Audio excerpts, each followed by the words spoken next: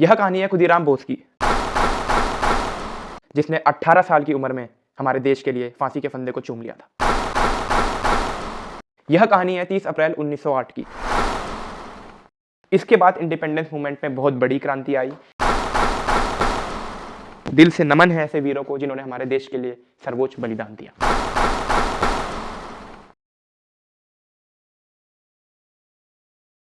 नमस्कार दोस्तों, जय हिंद, वंदे मातरम।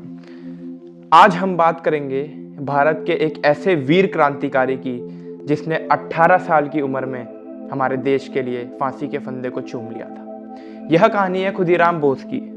खुदीराम बोस पूरी history of India freedom movement के सबसे छोटे क्रांतिकारी रहे जिनसे अंग्रेजी सरकार भी डर गई। मात्र 18 साल की उम्र में आजकल के 18 साल के बच्चे क्या करते हैं? शाम को पार्टी कहाँ करें ये सोचते हैं, या फिर कौन सी बाइक खरीदें ये सोचते हैं। उसी उम्र में खुदीराम बोस ने हमारे देश के लिए बलिदान दिया। खुदीराम बोस ही पहले क्रांतिकारी थे जिन्होंने मॉडर्न साइंस के किसी प्रोडक्ट को अंग्रेजों के खिलाफ इस्तेमाल किया, और वो था बॉम्ब। यह कहानी है 30 अप्रैल 1908 की, जब खुदीराम बोस और उनके साथी प्रफुल्ला चाकी ने मुजफ्फरपुर बॉम्ब केस को अंजाम दिया। मुजफ्फरपुर बॉम्ब केस ने इंडिया फ्रीडम मूवमेंट की पूरी हिस्ट्री को देखा जाए अगर तो बहुत अहम भूमिका निभाई। इसके बाद इंडिपेंडेंस मूवमेंट में बहुत बड़ी क्रांति आई। लगातार ब्रिटिशर्स पे हमले होते रहे, जिसकी वजह से आज हमारा भारत देश आज़ाद हुआ। इससे पहले हम यह जानें कि यह बॉम्ब केस कैसे किया गया, हम यह जान लेते हैं कि ये क्यों किया। अंग्रेज भारतवासियों पे तो अत्याचार करते ही थे, परंतु जब ब्रिटिशर्स ने पार्टीशन ऑफ बंगाल की घोषणा करी तो सारे बंगाल वासियों में गुस्से की भावना तीव्र गति से पैदा हो गई। एंटी पार्टीशन आंदोलन चलाए जाने लगे, स्वदेशी मूवमेंट चलाया जाने लगा, और खुदीराम बोस भी आंदोलनों पर बढ़ चढ़कर हिस्सा लेने लगे। बंगाल के सारे क्रांतिकारियों ने एक मेन टारगेट चुना, जो थे मैजिस्ट्रेट किंग्सफोर्ड। वो वहां के मैजिस्ट्रेट थे। किंग्सफोर्ड को ही क्यों मेन टारगेट चुना गया, इसके पीछे की कहानी यह है कि देखा जा रहा था कि किंग्सफोर्ड क्रांतिकारियों को बहुत दर्दनाक पनिशमेंट देने लगे थे। किंग्सफोर्ड, जो भी व्यक्ति किंग्सफोर्ड के खिलाफ या ब्रिटिशर्स के खिलाफ कुछ भी अखबार में या कहीं भी कुछ बोलते हुए लिखते हुए पकड़ा जाता तो किंग्सफोर्ड उसे बहुत दर्दनाक सजा देते, बहुत कठोर सजा देते। एक बार बिपिन चंद्रपाल ने अपने अखबार में ब्रिटिशर्स के खिलाफ कुछ विद्रोही सा लिख दिया तो उन्हें 2 महीने की सजा किंग्सफोर्ड ने सुनाई। हजारों लोग बंगाल के जेल के बाहर पहुंचे तो किंग्सफोर्ड ने उन पर लाठीचार्ज करवा दी। वहीं एक 15 साल का बच्चा भी मौजूद था जिसका नाम है सुशील सेन। सुशील सेन से यह दृश्य देखा नहीं गया तो सुशील सेन ने एक पुलिसकर्मी पर मुक्का मार दिया।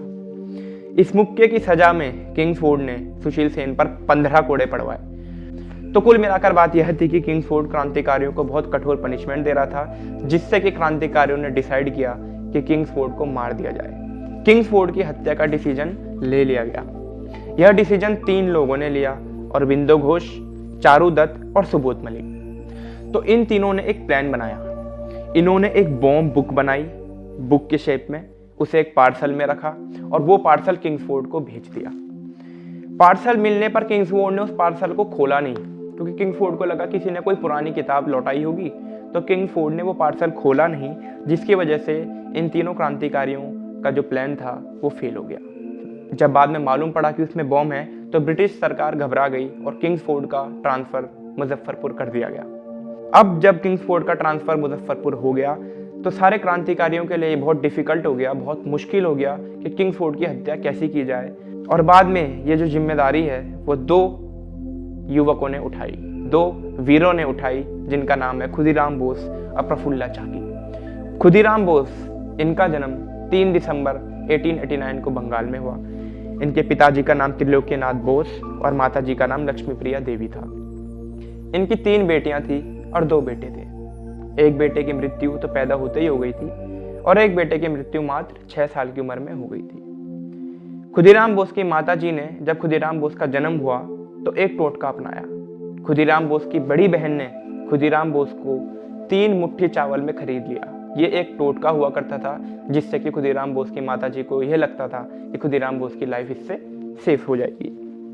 खुदीराम बोस की बड़ी बहन ने खुदीराम बोस को 3 मुट्ठी चावल में खरीद लिया। बंगाल में चावल को खुदी कहा जाता था, इसीलिए खुदीराम बोस का नाम खुदीराम पड़ा। खुदीराम बचपन से ही क्रांतिकारियों से बड़े प्रभावित रहते थे और जब बंगाल पार्टीशन हुआ तो खुदीराम बोस ने भी एंटी पार्टीशन मूवमेंट में बढ़ चढ़कर हिस्सा लिया। अब खुदीराम बोस का पढ़ाई में बिल्कुल मन नहीं लगता था। खुदीराम बोस चारों ओर आंदोलन होते देख रहे थे। अंग्रेज कैसे भारतवासियों पर अत्याचार कर रहे हैं उनसे यह देखा नहीं गया और कक्षा 8वीं में उन्होंने अपनी पढ़ाई का त्याग कर दिया और आंदोलनों में बढ़ चढ़कर हिस्सा लेने लगे। अब कहानी में एंट्री होती है सत्येंद्र नाथ बासु, ज्ञानेंद्र नाथ बासु और हेमचंद्र दास की। यह अरविंदो घोष सीक्रेट सोसाइटी के लीडर थे। यह क्या करते थे, अपने आसपास के यूथ को देखते थे, उनकी एक्टिविटीज़ को नोटिस करते थे, उनके साथ मीटिंग्स करते थे और इन मीटिंग्स में वह जवान लड़कों को बुक्स पढ़ने को दिया करते थे, जैसे कि गीता, स्वामी विवेकानंदा's वर्क और रिवॉल्यूशनरीज की बायोग्राफीज भी ये जवान बच्चों को पढ़ने के लिए दिया करते थे ताकि जवान लड़के उनसे प्रेरणा ले सकें। अब जुलाई 1905 को ब्रिटिशर्स बंगाल पार्टीशन का अनाउंसमेंट कर देते हैं। सारे क्रांतिकारी स्वदेशी मूवमेंट को भी शुरू कर देते हैं। स्वदेशी मूवमेंट में खुदीराम बोस बढ़ चढ़कर हिस्सा लेते हैं। सबसे आगे खुदीराम बोस रहते थे। खुदीराम बोस की कुछ समय बाद छवि सारे दुकानदारों में एक अनकॉम्प्रोमाइजिंग रिवॉल्यूशनरी की बन चुकी थी। खुदीराम बोस से सारे दुकानदार अब डरने लगे थे, क्योंकि खुदीराम बोस तो पहले दुकानदारों को वार्निंग दिया करते थे कि वो अपने दुकान में ब्रिटिशर्स का सामान ना रखे और स्वदेशी सामान रखे, परंतु यदि कोई दुकानदार तब भी नहीं मानता था तो खुदीराम बोस स्वयं उसकी दुकान पे जाते थे, माचिस और तिल्ली से ब्रिटिशर्स के सारे सामान को आग लगा देते थे। दुकानदार खुदीराम बोस से डरने लगे थे, परंतु खुदीराम बोस सारे क्रांतिकारियों का फेवरेट बनता जा रहा था। खुदीराम बोस दिल के भी बहुत अच्छे व्यक्ति थे। जैसे कि कहीं पे बाढ़ आ जाती थी तो खुदीराम बोस सबसे पहले वहां जाते थे, लोगों की मदद करते थे, खाना जुटाने में, कपड़े जुटाने में। ये सब इंसिडेंट दिखाते हैं कि खुदीराम बोस दिल के भी बहुत अच्छे व्यक्ति थे। ये वो दौर था जब न्यूज़पेपर से क्रांतियों का ऐलान किया जाता था। रिवॉल्यूशनरीज की बायोग्राफी को छोटे छोटे आर्टिकल्स में बना बना के न्यूज़पेपर में छापा जाता था। अब 1906 आते आते एंटी पार्टीशन मूवमेंट का मोमेंटम खोने लगा। इसकी वजह एक ही थी, मैजिस्ट्रेट किंग्सफोर्ड क्रांतिकारियों को बहुत कड़ी सजा देने लगा, जिसकी वजह से क्रांतिकारियों ने यह डिसाइड किया कि किंग्सफोर्ड को मार दिया जाए। यह जिम्मेदारी तो पहले प्रफुल्ल चाकी को सौंपी गई, परंतु जब खुदीराम बोस ने भी कहा कि वो भी ये कार्य करना चाहते हैं और बाकी बड़े रिवॉल्यूशनरीज ने भी कहा कि प्रफुल्ल चाकी को अकेला भेजना ठीक नहीं होगा, तो खुदीराम बोस को भी प्रफुल्ल चाकी के साथ ये काम को अंजाम देने के लिए भेज दिया गया। दोनों मुजफ्फरपुर के लिए रवाना हुए। दोनों को बॉम्ब और पिस्टल दे दी गई। दोनों मुजफ्फरपुर के लिए रवाना हुए। वे मुजफ्फरपुर अप्रैल 1908 में लगभग तीसरे हफ्ते में पहुंच गए थे और एक धर्मशाला में रुके थे। इस धर्मशाला का जो क्लर्क था वो भी बंगाली था। तो खुदीराम बोस और प्रफुल्ल चाकी को लगा कि यदि वो किसी बंगाली धर्मशाला में रुके तो किसी को शक नहीं होगा, इसलिए उन्होंने वो धर्मशाला चुनी और वो वहीं से किंग्सफोर्ड की रेकी करने लगे। अब वह तारीख आ गई थी जो history of Indian national movement में बहुत ऐतिहासिक डेट है, इंपॉर्टेंट डेट है, जो है 30 अप्रैल 1908। यही वह दिन है जब प्रफुल्ल चाकी और खुदीराम बोस ने मुजफ्फरपुर बॉम्ब केस को अंजाम दिया। शाम को लगभग 8 साढ़े 8 बजे किंग्सफोर्ड डेली एक क्लब से बाहर आया करते थे, जहां वह ब्रिज खेलने जाया करते थे। प्रफुल्ल चाकी और खुदीराम बोस दूर खड़े किंग्सफोर्ड का वेट कर रहे थे। एक बग्गी आती है। खुदीराम बोस जेब में हाथ डालते हैं, जेब से बॉम्ब निकालते हैं और बग्गी में फेंकते हैं। बॉम्ब फटता है। तुरंत खुदीराम बोस और प्रफुल्ल चाकी भाग खड़े होते हैं। अब वो कोई एक्सपर्टीज तो थे नहीं इस चीज़ में, प्रोफेशनल तो थे नहीं, तो उनसे जल्दीबाजी में उनकी चादर और जूते वहीं जगह में छूट जाते हैं। पुलिस वालों को वह चादर मिलती है, जिससे पता चलता है कि ये 2 बंगालियों की है और चारों तरफ खबर फैल जाती है कि 2 बंगालियों ने एक बग्गी पर बॉम्ब फोड़ दिया। दुर्भाग्यवश उस बग्गी में किंग्सफोर्ड नहीं होते, बल्कि एक महिला होती है और उनकी एक छोटी बच्ची होती है, जिनकी उसी टाइम वहीं पे डेथ हो जाती है। अब पुलिस तुरंत एक्शन पे आती है। वो सारे मुजफ्फरपुर के एग्जिट पॉइंट्स को सील करती है, हर एक बंगाली की तलाशी लेती है, बंगाली के जितने भी बंगाली घर थे वहाँ घुस घुस के खोजबीन शुरू कर देती है। खुदीराम बोस और प्रफुल्ल चाकी कुछ दूर भागने के बाद सोचते हैं कि अब उनका एक साथ भागना ठीक नहीं। वह दोनों अलग अलग दिशा में भागना शुरू कर देते हैं। प्रफुल्ल चाकी दूसरी ओर भागने लगता है और खुदीराम बोस ट्रेन की पटरी को फॉलो करते करते कलकत्ता की ओर भागने लगते हैं। 1 मई 1908 को प्रफुल्ल चाकी समस्तीपुर स्टेशन पहुंचता है। वहां वो कलकत्ता की ट्रेन लेता है और ट्रेन में बैठ जाता है। इत्तेफाकन उन्हीं के सामने एक बंगाली पुलिस दरोगा नंदलाल बनर्जी भी बैठे होते हैं, जो अपनी सर्विस ज्वाइन करने के लिए जा रहे थे। उन्हें प्रफुल्ल चाकी में शक होता है। वह चुपचाप से अर्जेंट टेलीग्राम मुजफ्फरपुर पुलिस को करती है। अगले ही स्टेशन पे पुलिस प्रफुल्ल चाकी को पकड़ लेती है। प्रफुल्ल चाकी कहते हैं, तुम खुद बंगाली हो तब भी तुमने दूसरे बंगाली को इस तरह पकड़वाया। तो आप देखें कि तब भी ऐसे लोग थे जो खाते तो भारत का ही थे, पर गुलामी वो अंग्रेजों की करते थे। कई लेखकों ने नंदलाल बनर्जी को दगाबाज भी कहा। प्रफुल्ल चाकी को पुलिस वाले पकड़ लेते हैं। प्रफुल्ल चाकी किसी तरह छूट के थोड़ी दूर भागते हैं, परंतु जब वो जान जाते हैं कि अब वो कहीं नहीं भाग सकते, तो वह पुलिस के हाथ आने की बजाय खुद को ही गोली मार देते हैं और वहीं शहीद हो जाते हैं। सैल्यूट है ऐसे प्रफुल्ल चाकी को जिन्होंने हमारे देश के लिए इतना बड़ा बलिदान दिया। वहीं दूसरी ओर सुबह 8 बजे खुदीराम बोस 20 माइल पैदल चलते चलते एक स्टेशन पहुंचते हैं। वे बहुत थक चुके थे, बहुत प्यासे थे, बहुत भूखे थे। 2 पुलिस वालों को खुदीराम बोस पर शक होता है।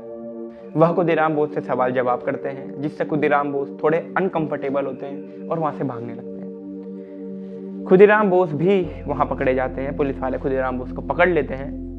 पकड़े जाने के लगभग 3 हफ्ते बाद कोर्ट में हियरिंग होती है। खुदीराम बोस को जज मौत की सजा सुनाता है। मौत की सजा सुनने के बाद भी खुदीराम बोस के चेहरे पर डर का एक भाव नहीं दिखता, जिसके कारण जज पूछते हैं कि क्या तुम्हें फैसला समझ आ गया, जिसमें खुदीराम बोलते हैं हाँ, पर मैं कुछ कहना चाहता हूँ। जज कहते हैं मेरे पास इसके लिए समय नहीं। खुदीराम बोस कहते हैं अगर मौका दिया जाए तो मैं बता सकता हूँ कि बॉम्ब कैसे बनाया गया था। खैर, जज उनकी सुनते नहीं हैं और उन्हें जेल भेज दिया जाता है।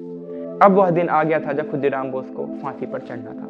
11 अगस्त 1908 सुबह के 6 बजे खुदीराम बोस मंदिर से थोड़ा सा चरणामृत मंगवाते हैं, उसे पीते हैं, एक स्माइल देते हैं और फांसी के फंदे को चूम लेते हैं। जिस दिन खुदीराम बोस को फांसी हुई उस दिन स्टूडेंट्स ने नंगे पैर अपनी क्लासेस अटेंड करी। खुदीराम बोस हजारों बच्चों का हीरो बन गया, हजारों क्रांतिकारियों के लिए प्रेरणा बन गया। धन्य है हम जिन्हें इस भारत भूमि में जन्म लेने का मौका मिला, जहां इतने महान क्रांतिकारियों ने अपना खून बहाया। खैर, नंदलाल बनर्जी जिन्होंने प्रफुल्ल चाकी को पकड़वाया था, उनकी किसी ने लगभग 2 महीने और 8 दिन बाद, प्रफुल्ल चाकी के पकड़े जाने के लगभग 2 महीने 8 दिन बाद किसी ने हत्या कर दी। लगभग 7 साढ़े 7 बजे उन्हें किसी ने गोलियों से भून डाला। ये मालूम नहीं पड़ा किसने उन्हें भुना, ना ही कोई अरेस्ट इशू किया गया, लेकिन क्रांतिकारी इस हत्या के बाद बेहद खुश हुए। खुदीराम बोस लाखों क्रांतिकारियों का इंस्पिरेशन बना। बच्चे बड़े खुदीराम बोस के नाम की धोती पहनने लगे। खुदीराम बोस कई क्रांतिकारियों का इंस्पिरेशन बना। खुदीराम बोस की कई बड़े लेखकों ने तारीफ करी। बाल गंगाधर तिलक ने खुदीराम बोस की तारीफ करी। विनायक दामोदर सावरकर जी ने भी खुदीराम बोस के कामों की प्रशंसा करी। हमारे लिए सौभाग्य की बात है कि हम भारत देश में पैदा हुए, जहां इतने महान क्रांतिकारियों ने अपना खून बहाया। दिल से नमन है ऐसे वीरों को जिन्होंने हमारे देश के लिए सर्वोच्च बलिदान दिया। धन्यवाद। आज का एपिसोड बस इतना ही। अगली बार फिर मिलेंगे किसी नए एपिसोड के साथ। जय हिंद, वंदे मातरम।